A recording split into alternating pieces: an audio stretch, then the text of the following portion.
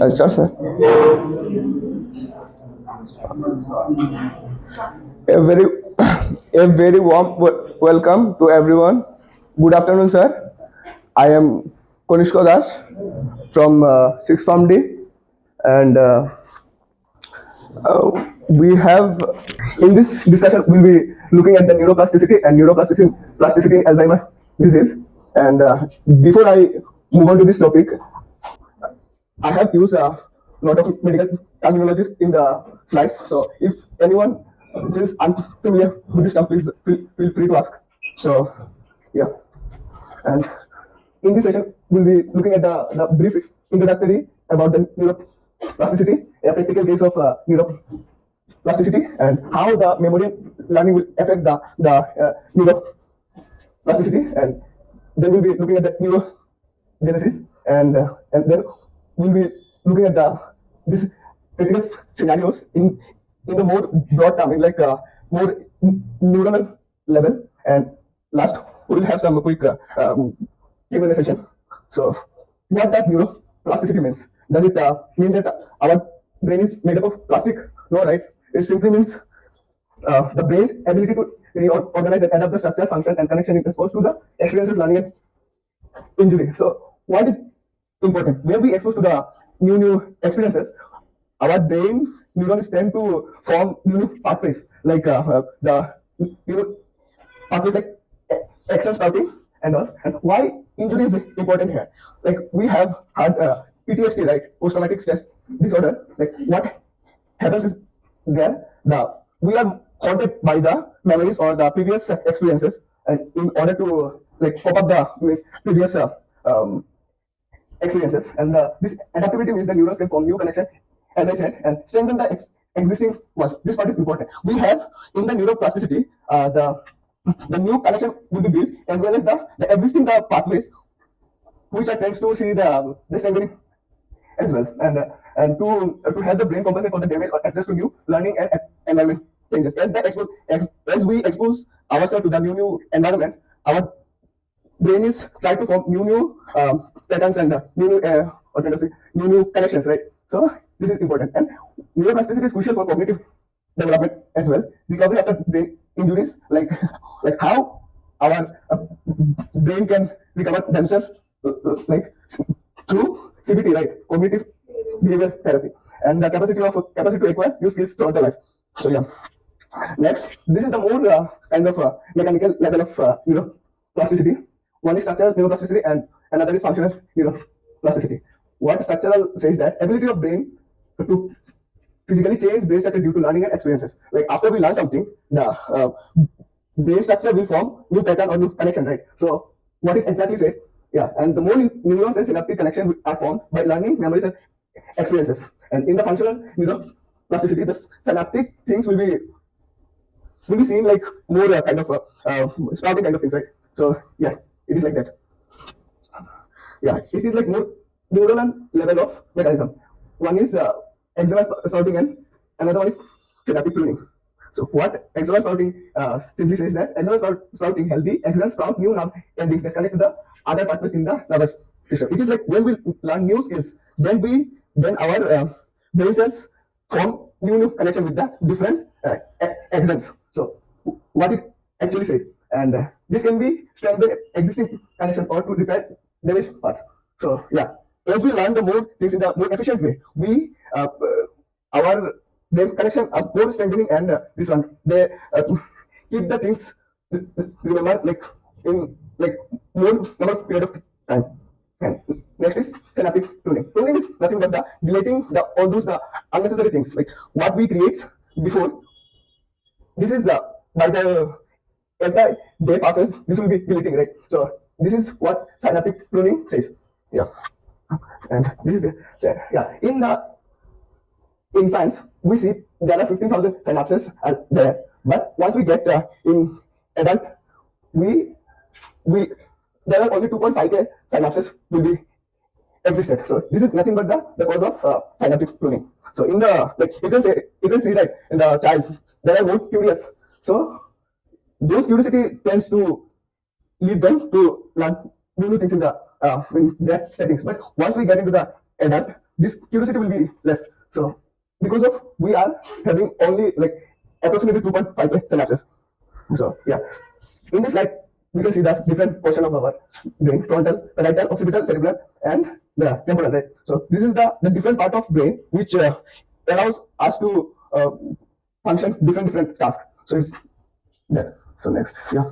In the see, like we often underestimate ourselves. Like the thing, right? We are capable of doing 20 millions to billions calculations per second. And how our brain, like how the means efficient is actually. So we should not underestimate our brain to not learn to other things, right? So yeah, this is then, and this is like, and next is the how the brain network is operating, right? There are three major players: neuron, neurotransmitter, and receptor. We have the neurons, which is the like kind of who send the signal, okay, and neurotransmitter who transmit the signals, and the receptors the who receive the signals, right? And yeah, then we came to the next thing, which is the practical case. In the phantom limbs, okay, one is the phantom limbs, which is nothing but the experience of phantom limbs is a phenomenon which is a person continues to feel pain or sensation within a part of their body which has been amputated. So like yeah, like those who are amputated with their limbs, right, they often find themselves like scratching or something like which is not there in their body, right? So yeah, and this is strangely occurring. Okay, yeah, an explanation for the refers to the concept of neuroplasticity. Like before we had this limb, right, and from that time our brain already created the scenario that yeah, this is there and this is the sensible organ. Okay, then once it get amputated, like then we feel like okay, like actually our brain got tricked by the fact of that yeah, it is already there, even though it's but already cut it off, right? So it is like that. So yeah, so this called phantom limb. Like phantom is a pseudo. Pseudo is like kind of fake. Okay, and yeah, this is it. And this pain is actually covered. This pain is what to say, like this pain is not be covered by the like one kind of what is it, artificial visual feedback. It's like that. The patient places a good limb into one side of the box. Box is nothing but the box with the mirror. Like we have to trick our brain that our right leg is there, just next to the right leg we place the mirror, and we will treat the brain that yeah, our left leg also there, even though our left leg already got amputated. So it is like that the patient does receive the artificial visual feedback that the right limb means that left limb is now moving when they move the good limb. Okay, this is like that. So this is yeah, and next is the plasticity of learning and memory. Then how memory and learning can affect the plasticity of our brain.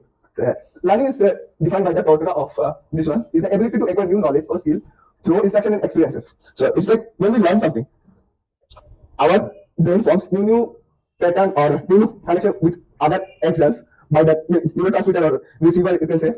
Then initially newly learned data are stored in a short-term memory. First we learn as a short-term memory. Once we go through over and over again, this will get stored into the long-term memory. What it says actually, ability to recall a few pieces. So when like when we when the newly learned data like is more long-term memory will be like after the space repetition, one of the like most effective tool to learn to make the things long-term, like space repetition, right? So this is what it says. Then after the period of time, information may be moved into the more permanent type of memory, which is called long-term memory. And this is where the anatomical or biochemical changes that occur in the brain. So when we got into the long-term memory, it will be like more connection is already made there. So it's what it says. Yeah. So if we keep the brain healthy or some kind of more nourished, then we'll make our brain is more like can keep the brain more mature kind of thing. So trans fatty acid is not the way we'll take. Saturated fatty acid is the more recommended actually. Like can you name some saturated fats? Like anyone? Saturated fats, omega-3 fatty acid and all. So it's like that. So if you take this will be happening. So yeah. Yeah, then we come to the neurogenesis. Like, can you say what is neurogenesis simply means? Yeah, what is genesis? Huh? Formation of neurons. Yeah. So yeah, then what are the factors which controls the neurogenesis? Experience, growth. Okay, and some other the later. Experience, enriched environment increases the promotion of cell survival. Cell survival in the terms of neuronal cell, right? So enriched environment. What does it mean? They say that you are the average of 5 people you hang out with, right? So the person who are the like your peers, they should be well enough to give you information to make your brain more updated. And the exercise increases the rate of self-revision, obviously. The learning task increases the synapse formation. When we learn new things, the most effective to keep our brain like this thing is learning languages. Language is the more critical thing that we like can do, or the most best thing that we can do for our brain. The stress reduces the neurochemicals. Like once we go through the chronic stress, right, like long term, then our brain cell dies actually. So due to the stress and growth factor, different types of factors like glial cells and all they have, and this is that. And serotonin, estrogen, apart from their traditional work, traditional function, serotonin has also facilitated the axonal sprouting and synapse formation. Estrogen and testosterone increase the brain neurotropic hormones, glucocorticoids and all. So yeah, again the damage, right? Like as I said, the damage part of like injury, the PTSD. Like once we get the hit by the like previous certain environment, it's a more kind of things. So yeah, scissors and all. Yeah. Then what happens when neuroplasticity in stress? Acute and chronic stress can have quite different effect of learning. Like yeah, let's talk about the acute stress first. Like when we feel acute stress, like can you name some scenarios? Yeah, yeah. Before the exam night, right? Yeah. No, acute stress can potentiate learning, and chronic stress leads to the deficit in hippocampus dependent memory. Okay, this is the thing. So which leads to depression. And then what happens in the depression? Yeah, yeah, it's like you can this depressed brain responded differently to the two kinds of treatment. One is CBT muted and CBT raised, and one is paroxetine. Can you say the paroxetine this thing class? SSRIs, yes. So yeah, so we have to modulate these two parameters to make this to cope up with the depression actually. If the CBT is mutated, in the frontal cortex, the reasoning logic will be means more, and while the paroxetine is the activity there of the frontal cortex, and the which is to the vice versa. Okay, yeah. Now came to the Alzheimer disease, and again I'm saying that this is the more kind of neuronal level rather than the more biochemical level. Can you name those two proteins which are more means which are contributed in the Alzheimer disease? Now and beta amyloid protein. Yeah. So yeah.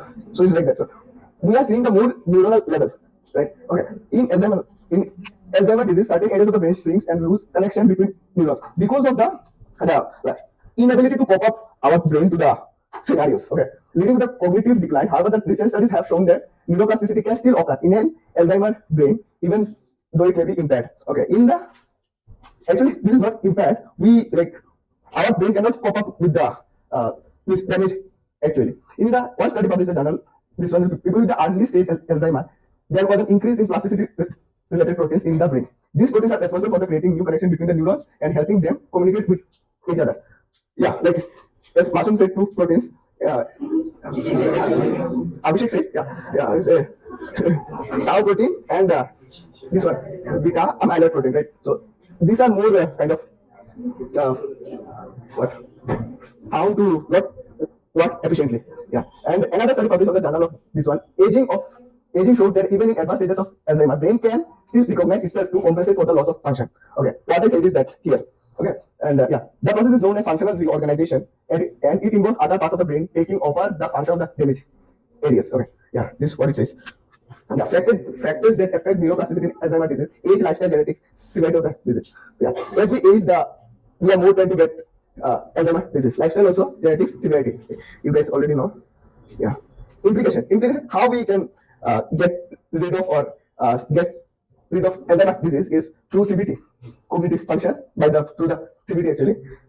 Yeah, and the takeaways like what the whole session concludes is our brain have lifelong ability to adapt and build. So there is no such thing as late that we think ourselves. This is not that time has passed. It's not like that. We can still learn. We can still thrive. Yeah, this neural information is like that, and no matter how old we get, our mental ability can still grow. Okay, can you tell me what is the IQ quotient and how it is calculated? Like simple, just for general things. No, no. The calculation, the formula. Mental age by chronological age into 100, which is the yeah. It's not like the your age means you have more IQ, not like that. Okay, yeah, yeah. Chronological, your age, mental age, yeah. How the your some metrics is there. Okay, okay, like okay, we have arrived to the like some Q&A session. Like here does the answer. What's the main idea of neuroplasticity? B. Yeah. And the next one, which structure is the more likely to increase neural resistance and formation? Why? Why? Yeah. Like the more the trickier things is, the more you'll be. Yeah. In exam sprouting, what do healthy accents do? Sprout new nothing. See, right. And which statement about synaptic protein is correct?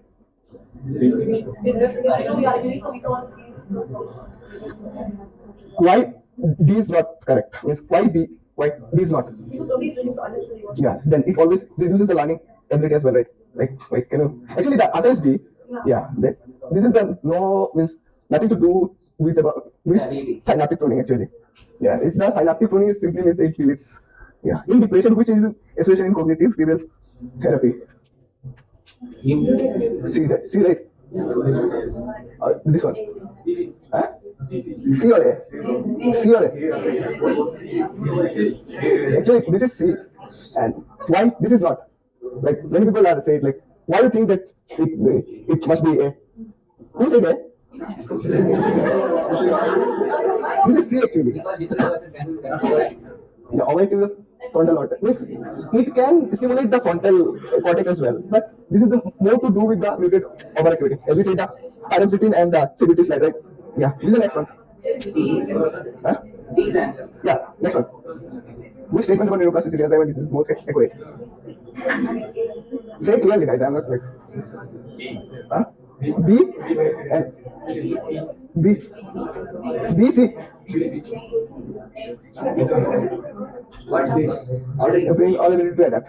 This is the actually B. Neuroplasticity still is present, but maybe impaired in the yeah. And yeah, this is this is the B. B. This is the C, ma'am. Yeah, actually, we have came to the end. We have came to the end, and I want to conclude with this session with one quote by myself. The brain is not a fixed machine, but a living system. Every thought, every experience, and effort rewires it towards who we become. Yeah, thank you.